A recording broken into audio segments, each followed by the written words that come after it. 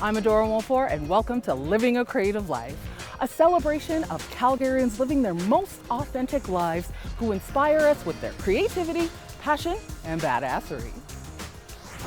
Today, we imagine a better Calgary. I want to see Calgary develop the way that Calgary itself wants to develop. Find ourselves through storytelling. What I love about the process of playwriting is the collaboration. And take risks on stage. Not the tried and true shows. New works are filled with risk because they've never been done before. This and more on Living a Creative Life.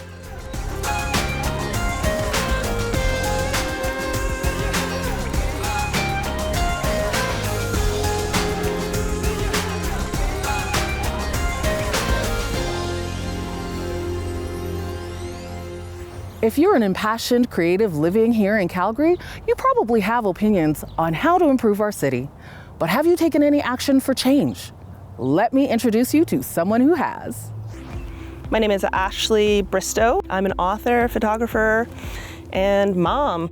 Having to pivot to be the mother of a disabled child and use all my time to take care of and therapyize my younger child was a huge blow to my creative life.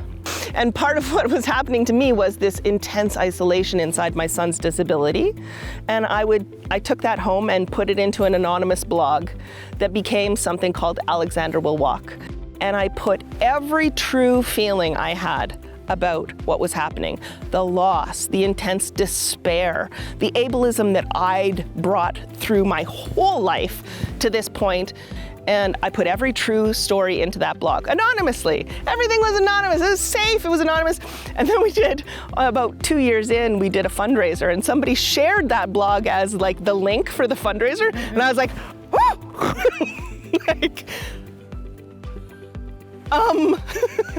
and I had to own all of that thinking. I already owned it, but I had to own it to anyone. Last year in 2021, my book came out. It's called My Own Blood, and it's a memoir of the madness that I sort of descended into and special needs parenting.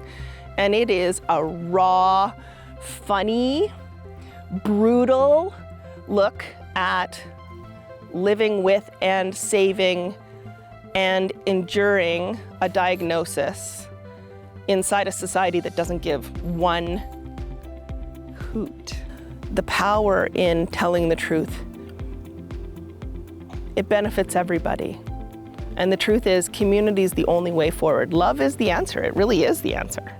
You talked about layers of isolation. So as you were developing, as your child was developing, and now where are you in isolation? What is the next step for you?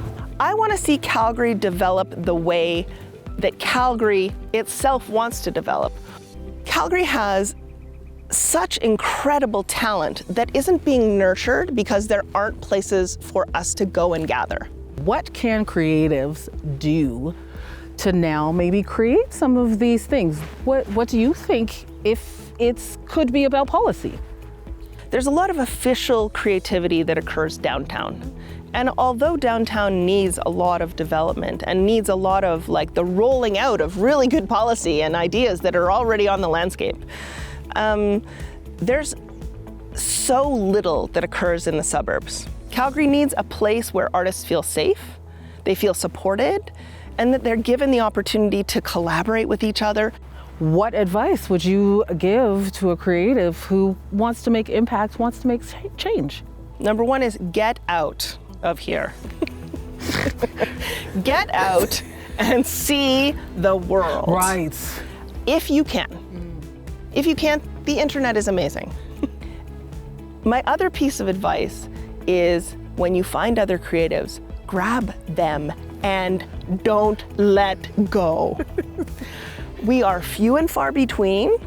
The people who have a creative spark inside them, grab them, hold them, support them in the way that you can. Traditional calligraphy gets a modern twist as we explore a local artist's evolution of style.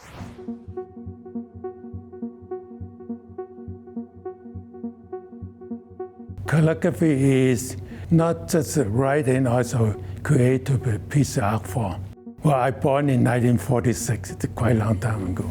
Then 5 years old, and I moved to Hong Kong. Then I started calligraphy at my age of 7. Since then, I followed the famous calligrapher. I followed him for more than 10 years. Then I came to Canada in 1966. So since then, I just wondering, can I come with my original Eastern art combined with Western art? They come to the fusion art with Canadian art combined together. When you do calligraphy, you have to understand the brush. One is soft hair. It is from the rabbit or the sheep. It is white, you can tell it. The one is from the fox. And this one is combined two kind of hair together. So you see inside is a hard hair, outside is soft hair. I really enjoy this kind of brush. And also, I'm going to show you one of the big brush here. You can tell this is from the horse hair. It's the big pieces.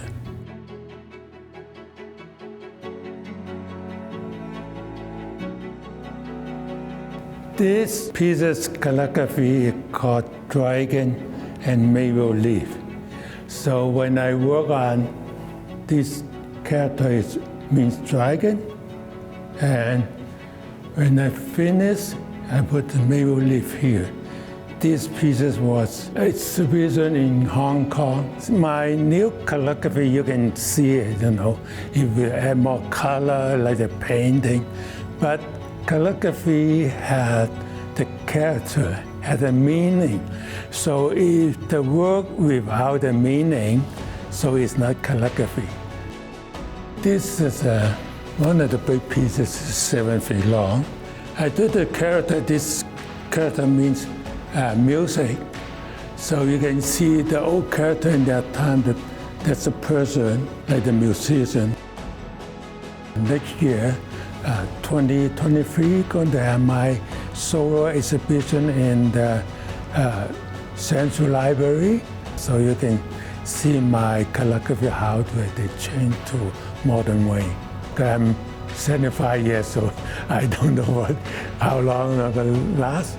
And I just do my best, even after when I pass away, and somebody still make this enjoyment.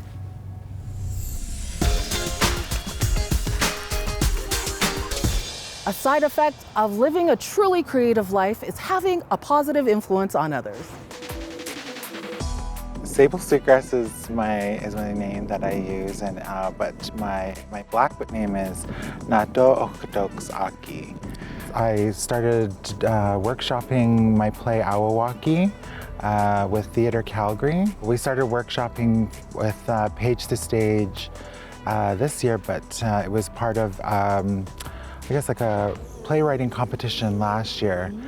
What I love about the process of playwriting is the collaboration.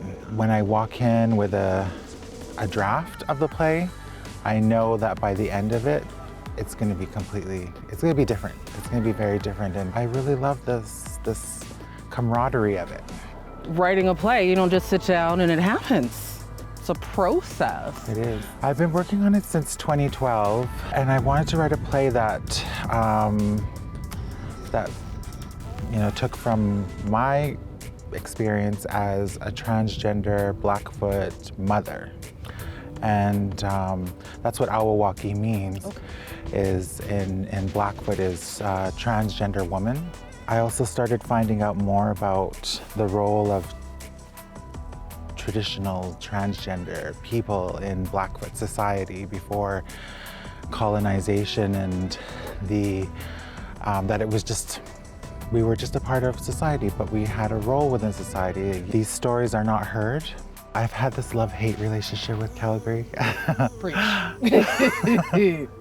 Because of the racism, it's been hard. That's what's made it hard. But at the same time, I love my home. I love being here on Nose Hill. Now that the Medicine Circle is up there, I go up there for pray and to give offerings. And I used to just walk up here with my dog all the time just to think about stories and look out over the city and sort of get some perspective. Nato Okotoks Aki, thank you so much for joining me today, for teaching me today.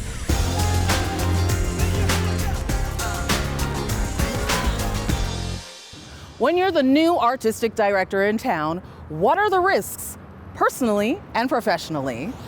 I was 11 years old when I saw my very first piece of theater, and the lights darkened and the orchestra began playing, and I was bitten by the theater bug.